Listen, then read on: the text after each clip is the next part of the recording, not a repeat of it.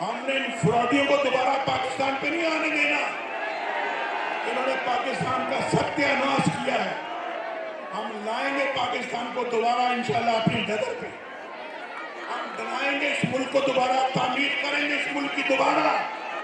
और ये यूथ, ये नौजवान 30 साल के कम उम्र वाले लड़के जो हैं, ये शहबाज शरीफ की और नवाज शरीफ के साथी बनेंगे और हमारे कंधे से कंधा मिला के इस मुल्क की तामीर करेंगे।